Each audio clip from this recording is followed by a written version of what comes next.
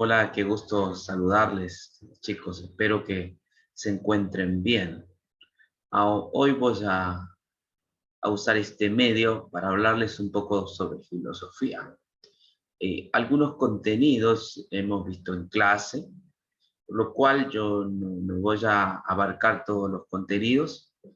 Eh, Posiblemente en videos posteriores vamos a comentar más ampliamente algunos temas, ¿no?, que considero muy importantes que nosotros podamos tener en mente. Vamos a hacer una breve introducción a la filosofía, ¿no? Yo quiero comenzar con este pensamiento que he anotado allí. Eh, Un erudito es un hombre que ha decidido de una vez por todas aplicar las exigencias de su conciencia moral a su vida intelectual. Yo considero que el hecho de eh, mirar a algunos filósofos que son referentes en el pensamiento occidental, es necesario que como alumnos, estudiantes, nosotros no solo eh, nos apropiemos de sus ideas, de sus conceptos.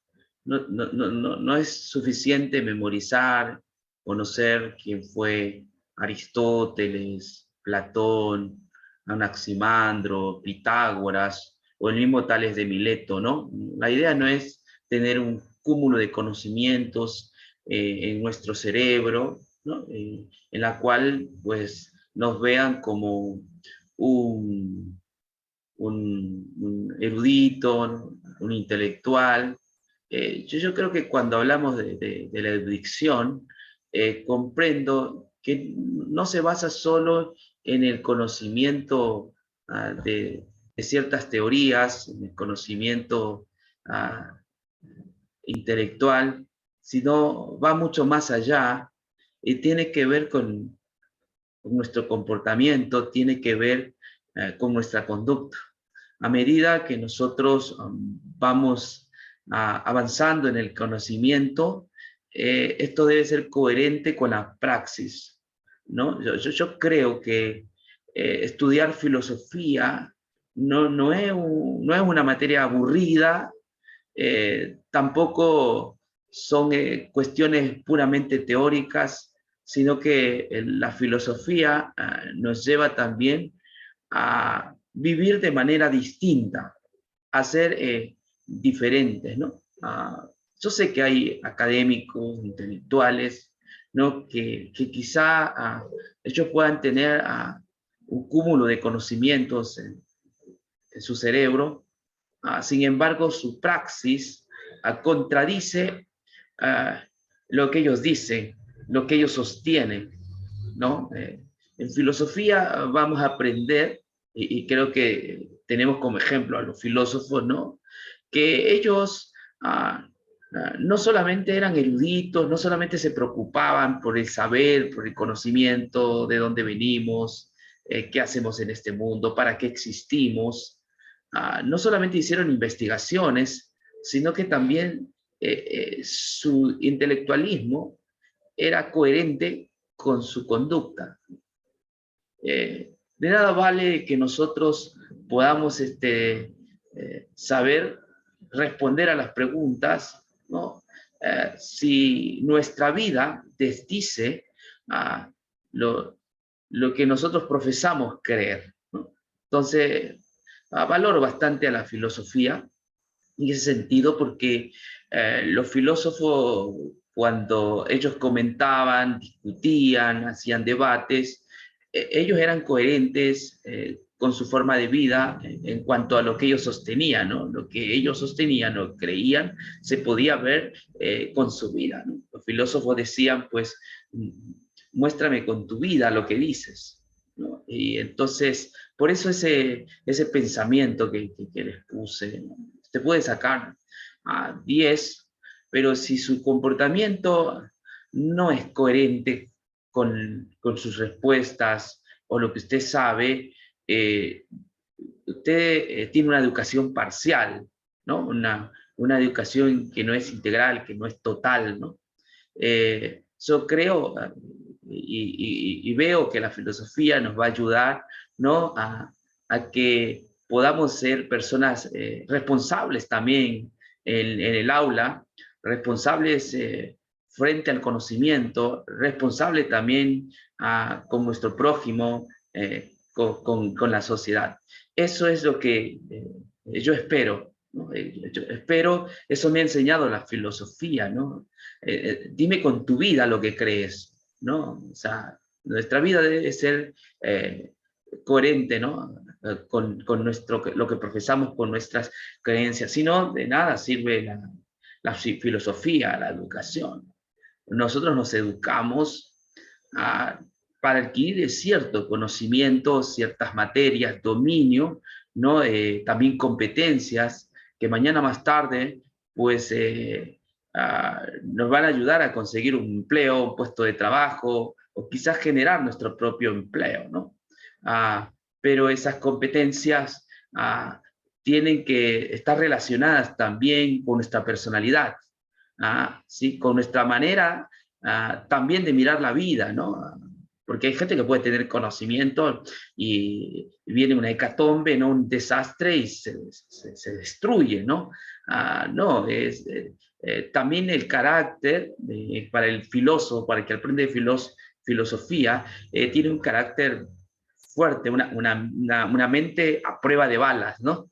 Así que, bueno, esto es lo que yo puedo introducir en cuanto a la materia, ¿no? Que vamos a ver. Es una materia maravillosa, encantadora, eh, porque vamos a aprender lecciones también prácticas para nuestra vida, ¿no? Es lo que yo me propongo como docente y profesor.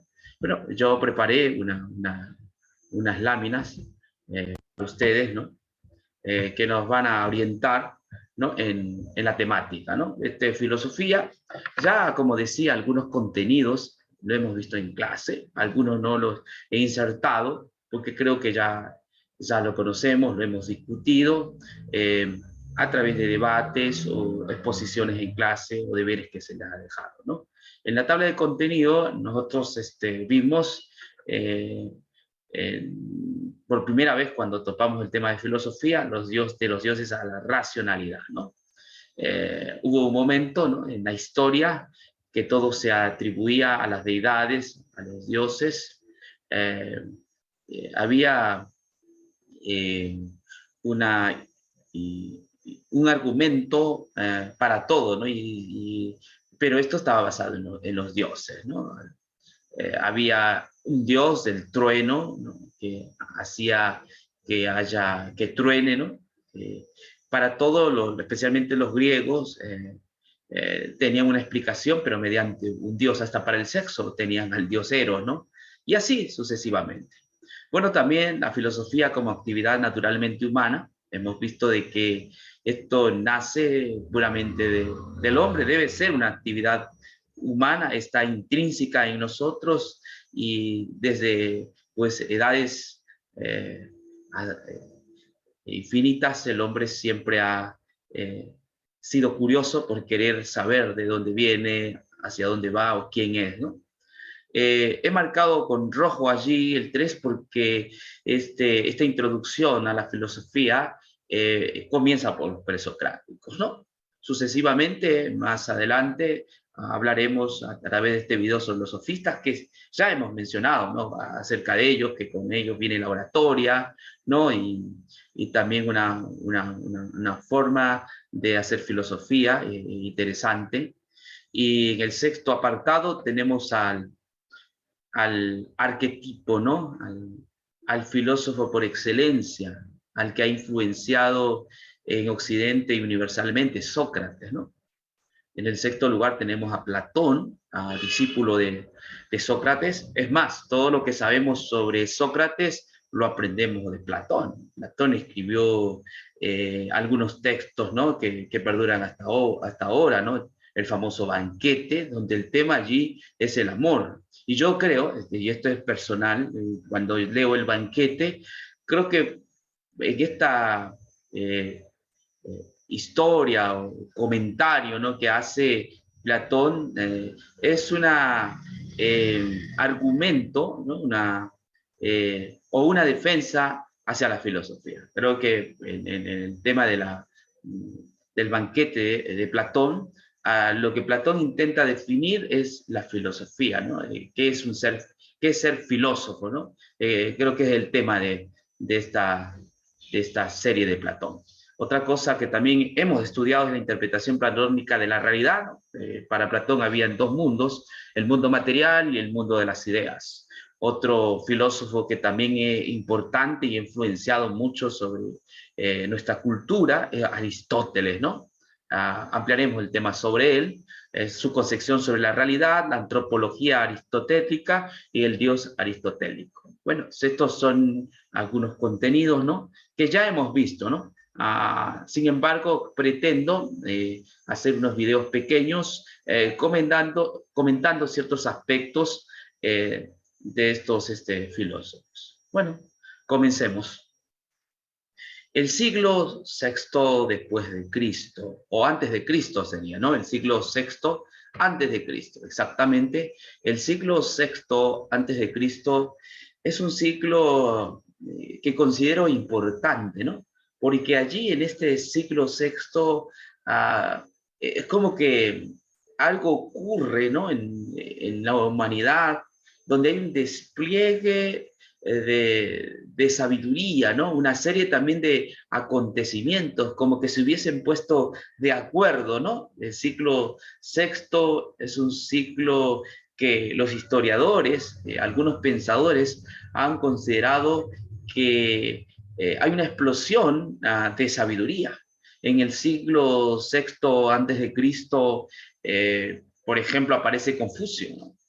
Y pues él crea los pensamientos clásicos de los chinos, ¿no? Los chinos basan, ¿no?, hasta 100 años antes, es decir, en el siglo XX, ¿no?, basaron toda su cosmovisión sobre la vida en Confucio.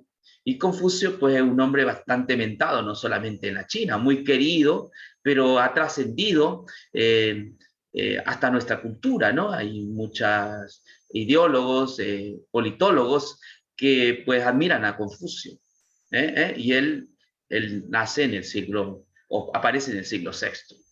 Otro personaje que también aparece en el siglo VI y que perdura hasta nuestra época es el príncipe Siddhartha, ¿no?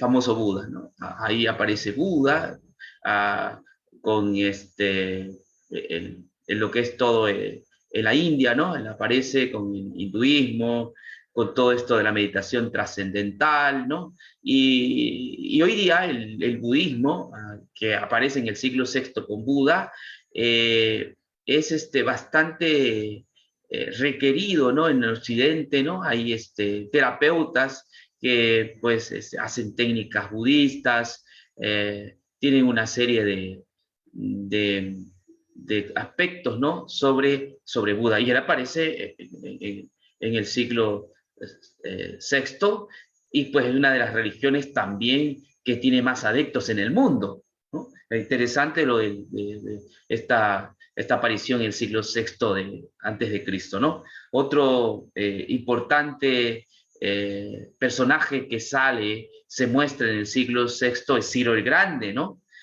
Allí aparece por primera vez un imperio, ¿no? Un imperio enorme, grande, ¿no?, fuerte, depredador, conquistador, ¿no? Aparece el famoso Ciro el Grande, ¿no?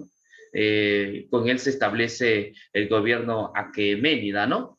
Aparece uno de los primeros entonces imperios, ¿no? Interesante. Otra cosa que también aparece en el siglo VI, se da en el siglo VI, es que el templo de Jerusalén, ¿no?, el templo salomónico, es destruido por Nabucodonosor, ¿no? Él ingresa al templo judío y quema ese templo que yo que he leído la Biblia es una belleza, algo majestuoso, quemado. Los que estaban en Judea son exiliados a Babilonia, donde permanecen por algunos años. Eso sucedió también en el siglo VI, ¿no? Y bueno, vamos a materia. En el siglo VI también, antes de Cristo, aparecen así, ¿no? En Grecia, una serie de filósofos. Allí aparece la filosofía, nace la filosofía. La filosofía nace en Grecia. Y eso es en el siglo VI, ¿no? Entonces creo lo que dicen los historiadores o algunos pensadores, que el siglo VI pues es un ciclo donde hay una explosión, ¿no? de la sabiduría, del conocimiento, ¿no? ¿Vio? Y bueno, ahí aparecen los presocráticos, ¿no? Ahora, en realidad presocrático es un nombre técnico, ¿no? Que los eruditos le han puesto presocráticos, ¿no? Como para mencionar que están cerca a Sócrates o eh, eh, son antes que Sócrates, ¿no? Pero su verdadero nombre de estos filósofos, ¿no? Son filósofos naturalistas. Es la palabra que yo encuentro para definir a los presocráticos. Son filósofos naturalistas porque ellos no van a cambiar, ¿no? La forma de mirar el mundo, van a quitarse de los mitos, ¿no? Y entonces van a entrar a una idea más racional de mirar la vida, cómo está constituido el universo, ¿no? Entonces por eso son los filósofos naturalistas, ¿no? Y con esto creo, y no tengo dudas de esto, nace la ciencia, ¿no? Es decir, la ciencia, la actual ciencia que nosotros conocemos, tiene pues sus orígenes en ese despertar que nace en Grecia, ¿no? Por querer conocer la realidad, por hacerse preguntas, por dejar de mirar al agua y pensar que ahí hay un Dios, de mirar al sol y pensar que el Dios es un sol, ¿no? O sea, como que se deja el politeísmo, ¿no? Porque antes de la aparición de estos filósofos, la creencia que la causa de las enfermedades eran por los dioses, ¿no? Y todo era atribuido a los dioses. Entonces era más mitológico, ¿no? Todas las cosas que usted puede ver, por ejemplo, en los libros anteriores al siglo VI, la de Homero, ¿no? Usted no sé si ha leído, pero fácilmente uno se da cuenta que hay una atribución de cualquier cosa a los dioses. Me enfermo, los dioses. Sí, ellos tienen que ver con mi destino, ellos tienen que ver con también ellos han determinado mi vida, ¿no? Y los dioses se pelean entre ellos, ¿no? Es la época mitológica, ¿no? Pero con la aparición de estos filósofos hay una ruptura, porque ellos ahora van a enfrascarse más en la parte natural, en mirar el universo, ¿no? Y van a tratar de buscar una explicación a todo, ¿no? Un detalle más, detalle de Mileto, es que él hizo también cálculos matemáticos. Él predijo un eclipse, ¿no? Cuando iba a ocurrir. Ah, Antes creía que también los eclipses, ¿no? Se los miraba como algo malo, negativo, ¿no? Asociado con el mal. Ah, pero bueno, Tales de Miletos hizo unos cálculos matemáticos y predijo el día exacto en que el eclipse iba a ocurrir. Por eso digo que con Tales de Mileto nace la filosofía, pero también la ciencia. Los filósofos traen filosofía y ahí al lado nomás está la ciencia, el conocimiento.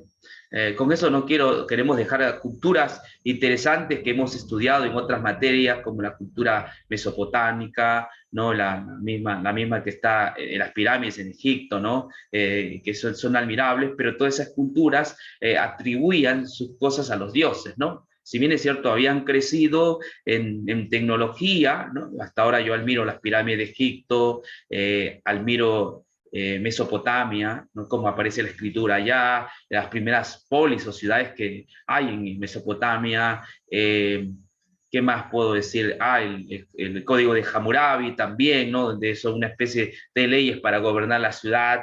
Esas cosas muy interesantes que no dejo de lado, pero me quiero concentrar porque mi tema es la filosofía, ¿no? Es decir, con Tales de Mileto, es el primer filósofo, nace la filosofía. Nace también la ciencia, a partir de allí el mundo tiene otro derrotero, ¿no? Tiene otra vía, una vía más exacta. Tampoco quiero decir que los filósofos son infalibles, pero muchas de sus enseñanzas son valiosas para el día de hoy, no solamente en la parte cognitiva, sino también en nuestro comportamiento. Y esto es lo que me gusta de ellos. Bueno, vamos a seguir avanzando. Otra cosa que... tengo allí una línea del tiempo, ¿no? Este es el siglo VI que ya expliqué. Aquí está la línea del tiempo. Les mandé a hacer este trabajo. Muchos de ustedes lo hicieron, ¿no? Y aquí pues, tenemos a Tales de Mileto, ¿no? Anaxímenes, Parménides, Anaxágoras, ¿no? Y una serie de filósofos que están allí. ¿Qué creían ellos? A estos filósofos presocráticos se les conoce como monistas, ¿no? Monistas porque ellos tratan de buscar, en lugar de los dioses, tratan de buscar una causa, ¿no? Y esta causa está en el universo. Comienza con una palabra que yo también le he mencionado, es el arché o el arjé. El arjé no es otra cosa que el principio, ¿no? Son monistas porque se concentran en el universo, las cosas están en el universo, la creación está allí, entonces ellos buscan el principio, ¿no? El arjé. El arjé es el comienzo o el principio. Algunos pensadores hacen un cambio si arjé principio o es comienzo. No nos vamos a detener tanto en esto. Creo que se entiende que ellos tratan de buscar el principio, el comienzo, de dónde vienen las cosas. Y el primero, como he mencionado ya en mi alocución, es Tales de Mileto, ¿no? Él estuvo en Egipto, él también estuvo en Babilonia. Es más, algún historiador, creo que fue Aristóteles, que habla de los 7 sabios, ¿no? Y cuando yo veo el expediente, ¿no? De estos sabios, griegos, por supuesto, ¿no? La mayoría estuvo en Egipto, estudió en Egipto o tuvo algo que hacer en Egipto o en Babilonia, ¿no? Entonces creo que algo de conocimiento que ellos traen, pues los traen de Babilonia o de Egipto, ¿no? Entonces está asociado, como los líderes de nuestra patria, ¿no? Bolívar, Sucre, San Martín, ¿no? Y una serie de precursores que tenemos estudiaron en Francia, ¿no? Y sus ideologías sobre justicia, sobre libertad, pues la traen de Francia aquí, ¿no? Bueno, es otro apartado, en algún momento en historia seguramente ustedes llevarán algo de ello, ¿no? Pero estos, pues se formaron, ¿no? Allá en Egipto. Bueno, Tales de Mileto usó por primera vez la palabra arjé, y él dice que el principio de todo es el agua. Para Tales de Mileto, existimos por el agua, que el agua es la causa de la existencia. Él fue el primero que dijo que la Tierra está en una isla y donde está pues sumergido en agua, ¿no? Él estuvo en Egipto y allí él comenzó a pensar, a reflexionar. Se dejó de mirar a los dioses, a la mitología y atribuir que todo era por un dios, todo ha sido un dios. Y él dijo, no, puede ser, debe haber un principio, el arjé, y él dijo, es el agua. Él llegó a esta concepción, ¿no? No solo pensando, sino experimentando, ¿no? Dice que una vez cavó, hizo un hueco y se dio cuenta que había humedad, ¿no? Entonces, venimos del agua. El agua es el principio creador de todas las cosas. En las plantas hay agua, ¿no? Debajo de la tierra hay agua. El mar tiene agua, ¿no? Hay lluvia, agua. Entonces él llegó a la conclusión, venimos del agua. Nuestro cuerpo tiene agua. Cuando morimos, nosotros nos vamos a la tierra y eso es agua. y Tales dijo que venimos del agua, ¿no? Entonces rompió con la cosmovisión anterior, politeísta, que todo atribuye a Dios, y por primera vez alguien se atreve a decir, venimos del agua, fuimos creados por el agua. Sí, bueno, estos son los comienzos, ¿no? Para el despertar, ¿no? Él nos dejó esto, el comienzo para el despertar, para no creernos el cuento, ¿no? Porque no se olviden que eran mitos, sí, todo era un mito. Cuando uno lee las culturas, uno se da cuenta que para todo había un mito, para todo había un cuento, ¿no? Entonces, hay un filósofo, Tales de Mileto, que se sale del marco, ¿no? Y comienza a pensar, y eso es un filósofo, queridos estudiantes. Un filósofo es aquel que piensa, es aquel que reflexiona, es aquel que investiga. Un filósofo es aquel que experimenta, comprueba, no se cree el cuento. Es aquel que tiene criterio, es aquel que usa su raciocinio, es aquel que usa su mente. No es conformista. Entienda, el filósofo no es conformista. El filósofo es una persona que estudia, reflexiona, cuestiona, es un crítico. Ese es un filósofo. Eso lo fue Tales de Mileto, ¿no? Continuando con nuestra, otro personaje que también es contemporáneo de Tales de Mileto y se cree que fue su discípulo, ¿no? Anaximenes, ¿no? Anaximenes, ya como Tales había dicho el agua, él hace sus investigaciones, ¿no? Y bueno, atribuye también a la naturaleza, pero ellos son filósofos naturalistas, ¿no? Y él dice, no, pero nosotros venimos del aire, ¿no? El neuma y neumático, viene en griego es aire, es el neuma el que nos trajo, es el aire. Él también pensó, ¿no? Seguramente en el viento, ¿no? Respiramos, ¿no? En la naturaleza hay aire y él atribuyó el comienzo del arjé al aire, venimos del aire, ¿no? Otro que contradice a su maestro Tales de Mileto es Anaximandro, ¿no? También lo hemos visto, esta palabrita, el apeirón, ¿no? Y aquí voy a detenerme, pues es interesante esto del apeirón, ¿no? Anaximandro lo que hace es cuestionar a su maestro, ¿no? Porque eso hace la filosofía, ¿no? O sea, mi maestro está lleno de sabiduría, pero no necesariamente tiene la razón, ¿no?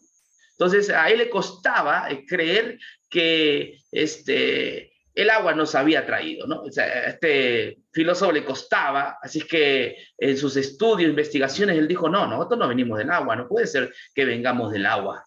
El agua es algo material, ¿no? El aire también es algo material. Entonces él dijo, no, venimos del apeirón. Eso decía Anaximandro, el apeirón. ¿Qué es el apeirón? Es una palabra griega que significa ilimitado, es algo que está allí permanente, es algo que es antes que las cosas materiales, ¿no? Esto es material, esto es material, esto es material, ¿no? Esto es material, fuego y todas esas cosas, el aire, son cosas materiales. Dijo, no, nosotros venimos del apeiron, de algo que está allí, que es indeterminado, no se puede definir, estuvo allí, siempre está allí, no lo vemos, pero cuando morimos regresamos a él, al apeirón. Anaximandro no nos define en qué consiste el apeirón, tampoco dice que es un dios, pero él habla de que hay algo superior, algo que está por encima de lo material, del agua, del aire, y por él rigen todas las cosas. Él trajo todo lo que es materia, todo lo que vemos. Es el apeirón de Anaximandro, ¿no? Es interesante, ¿no? Esta idea que él introduce, ¿no? Sabemos de él y de Tales de Mileto, gracias a Aristóteles, quienes pues él menciona a estos sabios, ¿no? O estos filósofos, ya que no tenemos escritos de ellos, salvo por allí algún manuscrito roto, ¿no? pedazos, pero todos lo sabemos por los discípulos o por los filósofos que vinieron después, ¿no? Entonces tenemos ahí a Anaximandro. Otro filósofo también interesante es Parménides, Heráclito también, ¿no? Él dice el fuego, atribuye el principio de las cosas al fuego, y finalmente Parménides, que dice que es el ser, ¿no? Eso es lo que dice Parménides. Y hay otro que es conocido, que matemática, seguramente ustedes lo han visto, Pitágoras, ¿no? Para Pitágoras, filósofo presocrático, él dice que el universo está regido por leyes, por números, ¿no? De alguna manera tiene razón, porque el universo es exacto el universo, ¿no? Yo veo matemática en el universo. ¿Ah? Eh, y es exacto, pues hay día, hay noche, hay verano, hay invierno, hay primavera, ¿no? Y todo es exacto, ¿no? Aquí en Ecuador, eh, eh, el día, luego viene la noche, ¿no? Hay ese movimiento de la Tierra y es un movimiento exacto. No ha habido una semana o un día que ha sido puramente día, ¿no? En el Ecuador por lo menos, ¿no? Siempre está ese movimiento de rotación, ¿no? Donde pues el cambio, ¿no? De día a noche, ¿no? Por el movimiento de la Tierra. Así es que Pitágoras también hizo cálculos matemáticos, por ahí un teorema, el famoso teorema de Pitágoras, ¿no? Conocido como matemático, pero también es filósofo. Él dijo que los números nos crearon, ¿no? Bueno, esto es con respecto a los, algunos pensadores presocráticos, por supuesto hubo más, también algunos lo definen por escuelas, ¿no? Yo solamente he querido que tengan esto como una referencia para que ustedes sepan, ¿no? De que hay personas que no creyeron en el cuento, ¿no? A atribuir las cosas a algo eh, eh, eh, divino, sino que hay cosas que vienen por un acto de la naturaleza, según estos filósofos, ¿no? Hay algo interesante en ellos, por supuesto. Lo que yo rescato de estos filósofos es el espíritu crítico, ¿no? Que ellos manifestaron, la reflexión, a no creerse el cuento, sino ser impulsados a investigar. Eso es lo que hace un filósofo, eso es lo que debe hacer un investigador, ¿no? No creerse, sino preguntarse por qué esto, por qué el otro, ¿no? Hay que cuestionar, ¿no? Cuando nosotros cuestionamos, entonces estamos preparados para aprender. Pero cuando nosotros creemos que ya lo sabemos todo, entonces difícilmente tengamos espacio en nuestra mente para aprender. Bueno, un saludo cordial y nos estamos viendo en el próximo video. Hasta luego.